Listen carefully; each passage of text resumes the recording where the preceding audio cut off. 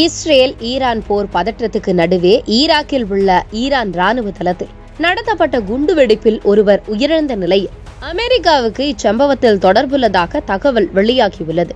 ஏற்கனவே சிரியாவில் தனது தூதரகம் தாக்கப்பட்டது. உச்சகட்ட கோபத்தில் இருந்த ஈரான் அடுத்து எடுக்க போகும் நடவடிக்கை என்ன என்பதை விரிவாக பார்க்கலாம் இந்த செய்தி தொகுப்பு.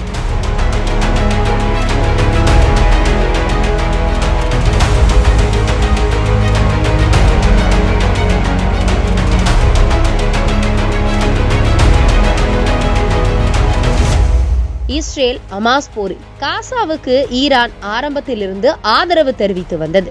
இந்நிலையில் கடந்த ஏப்ரல் 1 சிரியாவின் டமாஸ்கஸ் நகரில் உள்ள ஈரானின் துணை தூதரகம் மீது நடத்தப்பட்ட தாக்குதலில் ஈரானின் முக்கிய ராணுவ அதிகாரிகள் 2 பேர் கொல்லப்பட்டனர். இதற்கு பதிலடியாக ஏப்ரல் 14 200க்கும் மேற்பட்ட ட்ரோன்கள் ஏவுகணைகளை இஸ்ரேல் மீது ஈரான் ஏவியது. தொடர்ந்து அமெரிக்கா, பிரிட்டன் நாடுகளின் உதவியுடன் 99% தாக்குதலை இஸ்ரேல் முறியடித்தது. மறுபுறம் மத்திய ஈரானில் உள்ள இஸ்பஹான் மாகாணத்திலும் தெற்கு ஈரானிலும் அமெரிக்காவின் ஆலோசனையை மீறி இஸ்ரேல் தாக்குதலை நடத்தியது.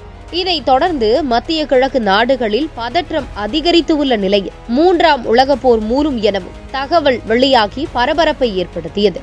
இந்நிலையில் மத்திய ஈராக்கில் ஈரானுக்கு ஆதரவான துறைப்படைகள் தங்கியிருந்த கால்சோ தளத்தில் நள்ளிரவில் திடீர் குண்டுவெடிப்பு நடத்தப்பட்டுள்ளது. ISIS பயங்கரவாத அமைப்பை எதிர்த்து போராடும் வகையில் ஈரான் ஷியைட் ஆயுத குழுவின் துணைப்படையான ஷஹேத் அல் ஷாபி படைக்குழுவினர் அங்கு பணியாற்றி வந்தனர். தற்போது ஈரான் பாதுகாப்பு படையின் ஒரு பகுதியாகவும் அத்தளம் செயல்பட்டு வருவதாக தெரிகிறது.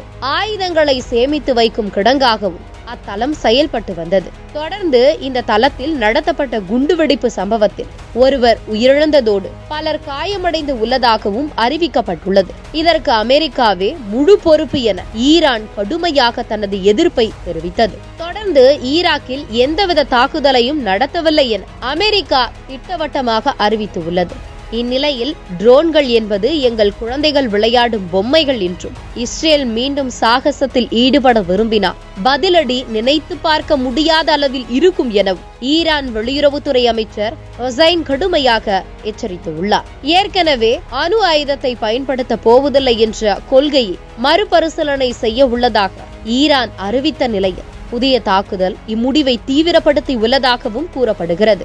அணு ஆயுத சோதனைக்கு தேவையான உயர் ரக யுரேனிய செறிவூட்டலில் ஈரான் முன்னணியில் இருக்கும் நிலையில் தேவைப்பட்டால் அந்நாடு உடனடியாக அணு ஆயுதம் தயாரிக்கவும் முடியும். அணு ஆயுத பாதிப்புக்கு அஞ்சி இஸ்ரேலுக்கு ஆதரவளித்த போது அமெரிக்கா அடக்கி வாசித்து வருவதாக தெரிவிக்கப்படும் நிலையில் ஈரானை அணு ஆயுத முடிவுக்குள் தள்ள இஸ்ரேல் அமெரிக்காவே முதன்மை காரணம் எனவும் கூறப்படுகிறது.